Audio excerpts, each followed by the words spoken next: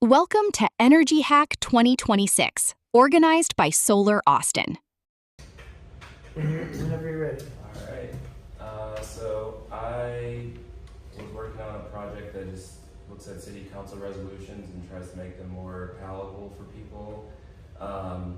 And in the future, I'd love to have a better UI. But basically, the idea is you would look at the solar or Austin Energy related issues, and you click on one, and you'd be able to see the actual resolution, but the system would look at like the main important points. And if you click on one, you could see where in the actual source it's getting its information from. And then if you wanted to generate like a graphic or something for social media to kind of like talk about what's happening, you could do that and then share it quickly wherever is of interest to you. I think obviously in this part, the part about like the actual graphics is what's most interesting to me, because in theory it would make it just a lot easier to share what your thoughts are on what's being passed. So that's kind of the idea. I used the Solar Austin logo just because it helped me kind of think about it, just looked better, I guess. But I feel like this could be useful if it was, just maybe touched up a little bit more. So that's pretty much it. Any questions? So can you click on one of the tiles again, please? Yeah. And then click on the second one down, transmission study. And then so you click execute and it creates the graphic. Is that functioning, or that's the idea? It is, but it's not like great. And it just kind of randomly, like this part needs to be refined a lot, but Gotcha. it's just kind of guessing and coming up with Okay. something. So this is hosted locally on your machine? It is, yeah. And it's cool that you have the actual agenda there on the left. So you cycle through the mid tile and it shows where on the agenda that is? Yeah. Oh no, or this is the sub data. Yeah. This is the backup data. Okay, so just so I understand this correctly and so everybody else knows, they publish an agenda, which is just the resolution, which is like a paragraph, and then they also publish backup data, which is more detail about whatever that resolution is. And it looks like the document on the left is like what I'll call the backup data. It's not just the one little paragraph, but it's all the other things that relate to the thing that they're discussing, where it says whereas this and whereas that and whereas this. So that's the more detailed resolution as opposed to just the one paragraph. So that's cool. So my question then, Nate, is this tied currently to some source of data that as it gets updated, this can be updated, or is it not yet that sophisticated? No, it's not yet that sophisticated. Okay. I'm basically just was pulling off of this specific resolution to try to figure out how it should sync up, but the idea would be, I think there's an API somewhere somewhere where you could pull in the resolutions as they get passed, and then it would just automatically do this stuff. I don't know if that API thought is correct, but that was my thought. Because obviously this is clearly like kind of vibe code UI, but if it was done a little bit more professionally, it would be interesting to see like maybe check back every week or whatever cadence on like what's been, what resolutions were passed, if you will, and then be able to come in and actually share on social media or wherever, like what happened. I don't know if that answers your question. But. Yes, and I'll just say one other thing before everybody else talks. What I didn't understand when I first looked at this is that it seems like what you're doing is taking each of the whereases and making a title or a tile for that on the right side. Okay, that's what you're doing, right? Yeah. Okay. Currently, yes. Okay. Because what I was thinking when I proposed this idea was that each of the actual resolutions would be something that, like the short paragraph, is what you could see and then share. What I'm driving at is this might be just too much information for everybody to process. I mean, it's super cool. I'm thinking maybe a version 2 or 3 could be just show us the summary resolution paragraph compared to what we're seeing here, which is every single detail about the resolution, which is super cool. It just feels like it's too much for maybe a lot of average people. person, yeah.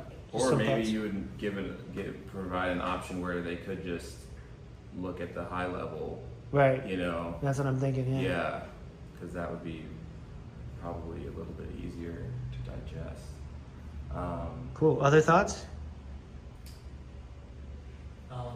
Does this like kind of, I guess, where's like the source data from? Is it like a government website?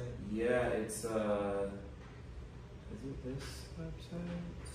Yeah, I think it's one of the city council links that's in the in here.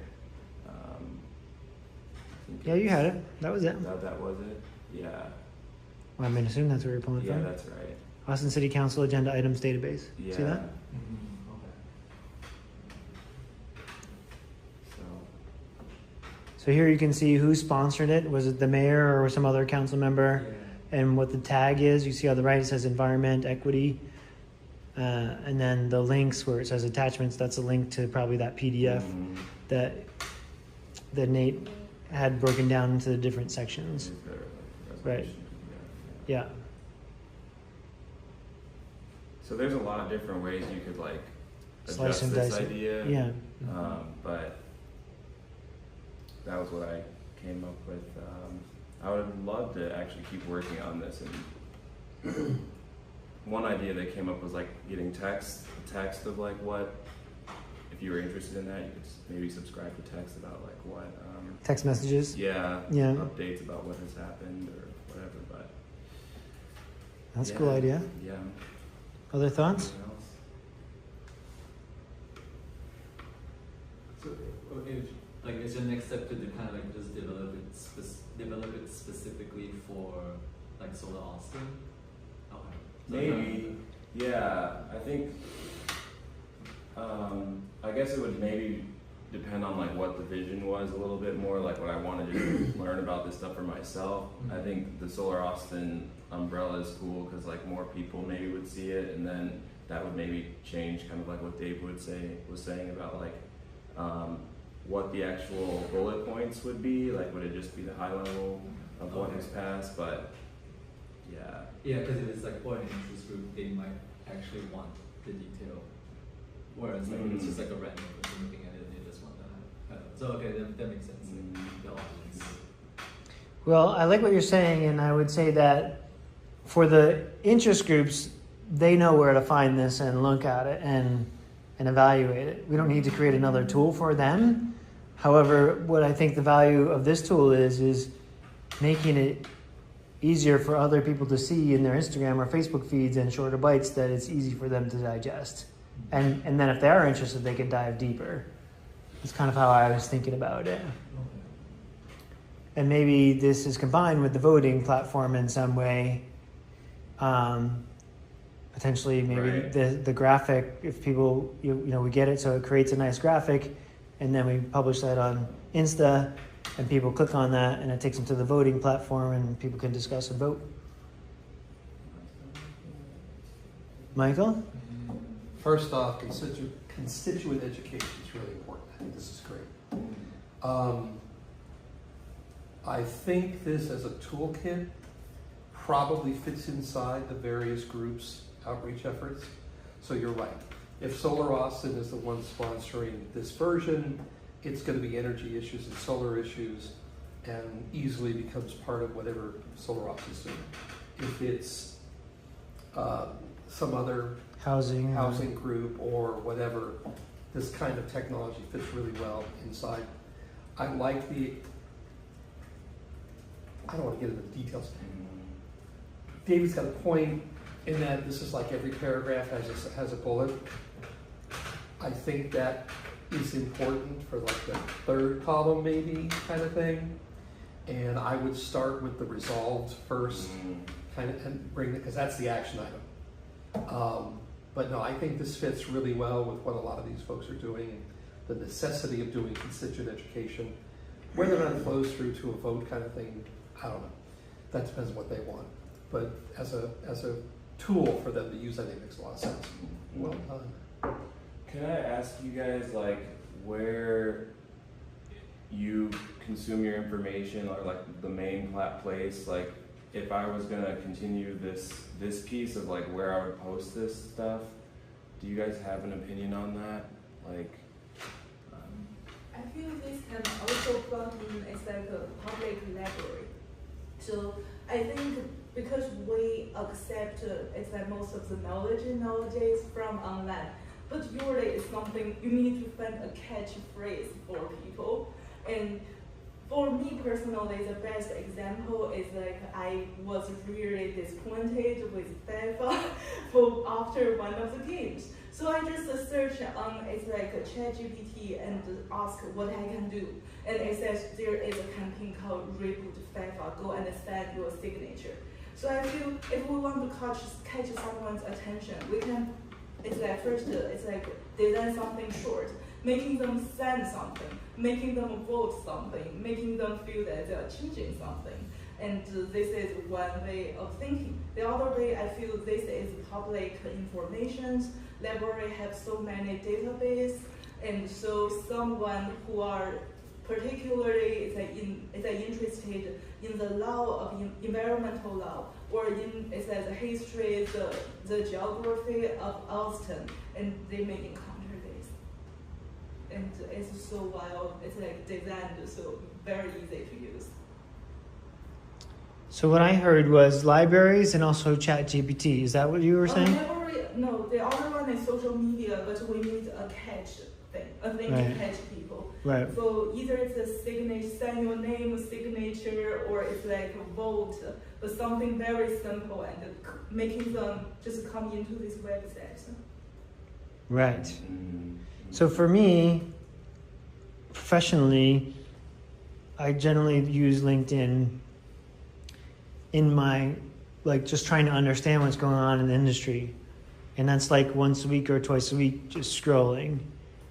And then, but part of my job is to post to Instagram. So I do find myself, after I post, like scrolling through that and seeing what's there. And it would be interesting to know where the audiences are, right? That's like who's the audience and where are they? Those are core starting questions for every issue. So yeah, anybody else? What are you all using these days? I would say most of the time I spend my time in Gemini or ChatGPT, right? And so, and that's where she started too. Like, so is there some way to like get this to be cataloged or indexed in those tools? Or are people even looking for things where this would come up? I'm not sure. I mean, I use a much older technology called RSS, if anyone's familiar with it. Yeah. Because that way, I have like 65 or 70 subscriptions that feed into one page for me. This would be something I would use within that framework, okay? And you don't have to convince the AI gods to elevate your stuff in there. But you have to convince people to say, yeah, tag his work, I want to see it, kind of thing. So where do you subscribe to your RSS feeds? Reddit or? I use something called Feedly. I used to use Google Reader before Right. they took it down. Right. Um, That's your reader though, but where do you find the feeds in the first place to subscribe to? Or do you find them in there? Underneath Feedly, you can just scan and search for feeds. And to be honest, I've done this over so many years that I couldn't tell you where I started. Right. Is this the one, Feedly? That's Feedly, that's what I use, yeah. Cool. They took Google Reader down for some reason. Okay. Yeah. How about you all? LinkedIn on my side. LinkedIn, okay. Instagram. But I guess like with that last tab when you're like sharing this graphic, right? What is the intention? If like I see it, like what is the intention with that? Is it just like for me to learn about something, or is it for me to like do something? That's like I think that's something I'm thinking about. There's a lot of like I feel like if I'm on Reels, right, like I'm scrolling past like some political commentator talking about something, and like yeah, I learned about it, but then I will forget about it like 10 seconds later because that's how my brain works now. But if it's something that like I'm supposed to do, maybe that might be a bit like I'll be more inclined to do something, I guess, just because I'm already studying whatever content is there. So maybe like with that visual graphic, the purpose maybe wouldn't be to educate, but to like like a call to action, like what Jim said, like, Mhm. like calling your senator or like voting for something. Because I think those are pretty easy things to do that people can just do. Whereas if you're teaching them, they just have to do it in 10 seconds. Right. That's a good point. Yeah, maybe I'll add on that because like LinkedIn and Instagram are kind of like my main two places where I guess like stay up to date with stuff. I think LinkedIn is very informational a lot of times, but like very low on the call to action. Instagram is one of the places where like one of the few times where like, I saw something, I think it was like Patagonia or something, and it said like, hey, certain administration, they're doing something. Click on this link, and like it'll auto fill out like this thing that will send you to your representative. It's like it jammed with me. I like very easily just like clicked the link. I reviewed the content because I wasn't just gonna blindly send something, although I'm sure a lot of people do. And then I thought, okay, everything checks out. And like boom, just send it to my representative. And so that's like maybe a small like couple clicks call to action. Maybe like, oh, hey, here's this specific line that we want to call out, and like, here's how it positively or negatively impacts the Austin area or community, and like here, here's a script of like, send this to your representative or something. That's good. Yeah, Instagram does make it really easy. I've even bought stuff from that. Yeah, fortunately. Yeah, cool. So I'll just say one other thing. There is a platform called Action Network that most of the nonprofits use, and it enables these petition emails to your representatives. So maybe one way to get this funded is to license it to Action Network. They have a big audience of thousands of nonprofits across the country, and if we could build a platform that could plug into their platform, that could be really cool.